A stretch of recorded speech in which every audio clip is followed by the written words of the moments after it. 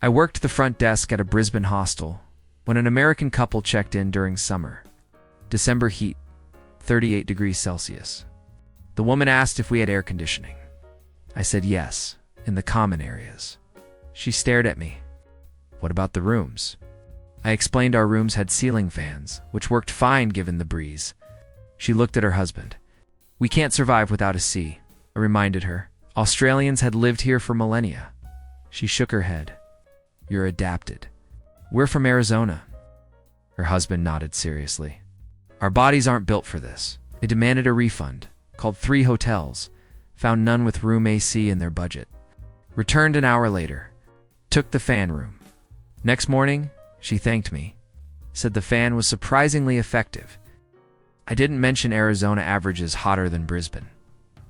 I don't just collect funny tourist stories. I decode the systems behind them. If you see the deeper pattern here already, subscribing keeps you ahead of every episode. Of this cultural reality check, my coworker once had an American ask if our tap water was safe for American stomachs. She said it was the same water Australians drank. He explained Americans had different digestive systems from all the processed food. He bought bottled water for 2 weeks, cost him $300. Another guest asked if we had bear spray for hiking. In Australia, when I said we didn't have bears, she asked about mountain lions. I listed our actual dangers: snakes, spiders, crocodiles up north. She looked relieved. Oh, so, nothing serious. We're jumping into some peak American comfort dependency, where basic survival becomes impossible without specific amenities. I managed a Sydney Airbnb when a California family arrived in winter. July, 15 degrees Celsius. Not freezing, just cool. The father called within an hour. Your heater's broken. I asked what was wrong. It won't go above 20 degrees. I explained that was normal for Australian heaters, energy efficient, and 15 degrees outside wasn't that cold. Long silence. Then, in California, we keep our house at 72.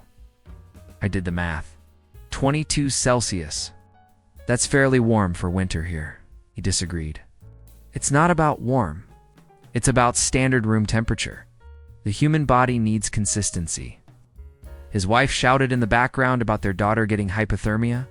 I offered extra blankets. He said blankets were medieval technology and asked if Australia had modern heating standards. I explained our standards were designed for our climate. He left a review saying the heater was broken and I was in denial about basic thermodynamics. They checked out early. The next guests, a German couple, called the place surprisingly cozy. A Melbourne hotel coworker told me about an American businessman who complained their conference room was Arctic. Temperature was 21 degrees. He demanded they raise it to 76 Fahrenheit, 24 Celsius. My coworker explained that would make everyone else uncomfortable. He pulled out his phone, showed her an article about optimal productivity temperature. It was from an American HVAC company. He insisted the room was objectively too cold and threatened to move his entire conference. They raised it 2 degrees. He still wore his jacket the whole time. Left feedback saying Australian buildings don't understand human physiology. The irony. Every Australian attendee complained it was too hot. I worked at a Gold Coast resort when a Texas couple checked in during autumn. 25 degrees? Perfect weather? They immediately asked about heating. I said we didn't heat rooms in autumn, just winter. The woman looked panicked. What if it drops at night? I said it might go to 18, still comfortable with the provided blanket. She shook her head. We need control. What if we get cold? Her husband explained they kept their Texas home at 74 year-round. Our thermostats have schedules, programmed zones, smart sensors. I suggested opening or closing windows.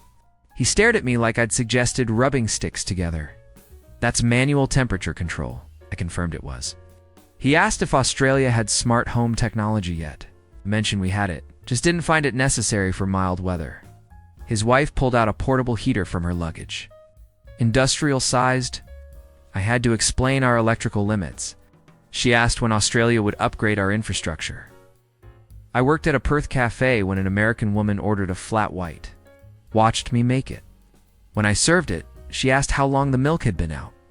I said I'd just steamed it. No, the carton. How long has it been unrefrigerated?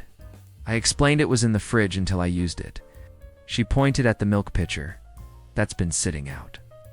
I said yes, for 2 minutes while I made her coffee. She pushed the cup away.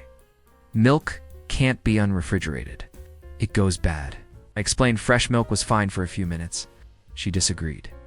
The USDA says dairy must stay refrigerated. I pointed out we weren't in America. She looked confused. But bacteria don't care about borders. I offered to make a fresh one, keeping the milk in the fridge until the last second. She watched carefully, timed it on her phone. 30 seconds out of the fridge. She accepted it, but asked for a new cup since the first one had contaminated milk. Residue. She left a review warning. Americans about dangerous Australian food safety. Standards. My brother worked at a Brisbane restaurant when American tourists ordered steak. Medium rare. When it arrived, the husband cut it open, saw pink, called the waiter. This is raw, my brother explained. Medium rare meant pink center. The man shook his head. In America, medium rare is slightly pink. This is practically bleeding. My brother offered to cook it more. No, I want it remade. Properly. My brother took it back, brought another medium rare. Same pinkness, different steak. The man examined it. This is better, identical to the first one. He told his wife. See? They can do it right when they try, she agreed. American standards just require clear communication. I left a tip with a note. Cook training would help your kitchen meet international expectations. A Sydney market vendor told me about an American couple who asked if the eggs were refrigerated. She said no, like most Australian eggs. Fresh, unwashed, shelf-stable. The woman stepped back. You sell unrefrigerated eggs? The vendor explained Australian eggs weren't washed, so the protective coating remained. No refrigeration needed. The man interrupted. Eggs must be refrigerated. That's food safety law, the vendor said, not in Australia. He pulled out his phone. I'm looking at CDC guidelines right now, she reminded him. The CDC was American. He scrolled frantically. But salmonella doesn't care what country you're in. So most channels stop at the joke. But you and I know this is about worldview, not eggs. If you're here for the kind of insight most people miss completely, subscribing is how you stay on the inside of that perspective. His wife asked if Australia had different bacteria. The vendor explained our processing standards were different, not worse. The woman bought eggs anyway, but kept them in their hotel fridge. Posted on Facebook about risky Australian egg practices, her American friends. Commented saying she was brave for risking it.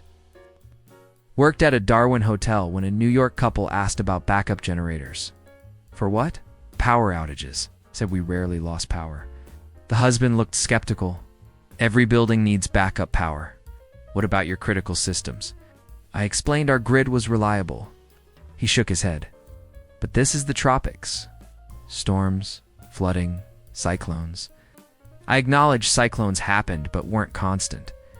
His wife asked about their phones. How do we charge them if the power goes? I suggested their devices would stay charged if they plugged them in before bed. She looked worried. But what if there's an overnight outage? I said that almost never happened. The husband pulled out a portable battery pack. Industrial size. We brought 3, 12,000 milliamps each. Can charge our phones 20 times? Said that seemed excessive. He disagreed. In New York, we learned to prepare. After Sandy, we don't take infrastructure for granted. Pointed out, Darwin wasn't New York. His wife nodded. Exactly. Your infrastructure is probably worse. Canberra Airbnb host told me about American guests who complained about water pressure. She asked what was wrong. It's weak. She said it was normal pressure. The man disagreed. American showers have power. This is like standing in rain, she explained. Australian showers were designed to conserve water. He looked baffled. Why would you conserve water? Just build more reservoirs. She mentioned Australia was the driest inhabited continent. He waved that away. That's a policy problem. America has desserts too, and our showers are fine. His wife suggested Australia invest in infrastructure upgrades. The host asked what they meant. High-pressure systems. On-demand water heaters. Dual shower heads. The host explained that sounded wasteful. The woman looked offended. It's not wasteful. It's civilization. They left a review criticizing third world water pressure. The host responded that she'd been rated 5 stars by guests from 30 countries. The American replied, "They probably don't know what good pressure feels like." I worked at an Adelaide car rental when a Chicago couple asked about roadside assistance radius. I explained we covered the whole state. The husband asked what whole state meant in miles. I converted. Company covered about 400-mile radius. He looked concerned. What if we break down further? I said that covered most places tourists went. He shook his head. In America, AA covers everywhere. Coast to coast. Helicopters, if needed. I said we had emergency services too. His wife asked about cell coverage. What if we're in a dead zone? I acknowledged rural areas had limited service. She looked at her husband. See? I told you. He asked if we provided satellite phones. I said no, tourists didn't usually need them. He disagreed. Basic safety precaution. What if there's an emergency? I suggested staying on main roads. He asked if our main roads had rest stops every 50 miles with full facilities. I said no. He looked vindicated. So your infrastructure doesn't support safe long-distance travel. They rented the car, but bought a satellite communicator in town. Cost them $800. Used it to call roadside assistance once. From a town with cell service. I worked at a Melbourne pharmacy when an American man asked for Tylenol. I directed him to paracetamol, same drug. He picked up the box, read the label, put it back. This isn't Tylenol. I explained paracetamol was the generic name. He shook his head. I need the actual brand. I said this was the same active ingredient, just Australian packaging. He looked suspicious. How do I know it's the same? I pointed to the chemical name. Identical. He still hesitated. But is it FDA approved? I said it was approved by Australian medical authorities. He asked if that was equivalent to FDA standards. I said yes, often stricter. He picked up the box again, examined it for 2 minutes. The dosage looks different. I explained it was in milligrams, same as American Tylenol. He calculated it on his phone. Confirmed it matched. Finally bought it. Came back an hour later. Said it worked but felt different. Asked if Australian paracetamol used different inactive ingredients. Said possibly. He nodded knowingly. That's what I felt. The American formula is optimized. I didn't mention all paracetamol was chemically identical. He bought a backup box anyway, just in case the Australian version stops working. What strikes me isn't the questions. It's the certainty. The absolute conviction that American standards, American systems, American infrastructure represents the baseline of human civilization. Not better for America. Better universally. That ceiling fans are primitive. That unrefrigerated eggs are dangerous. That 21 degrees is objectively too cold. The assumption that if something differs from American norms, it must be broken, risky, or awaiting upgrade. Not different standards. Wrong standards. If this breakdown gave you language for what you've seen, but couldn't quite articulate, that's the clarity I deliver every week. Subscribe so you don't miss the next chapter.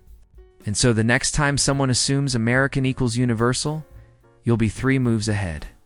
And when those systems work fine, when the fan cools the room, the eggs don't cause illness, when the shower pressure cleans perfectly well, there's no recalibration. Just relief they survived despite the inadequate infrastructure. Next time, we're covering Americans encountering public transportation systems that actually work. The confusion is spectacular.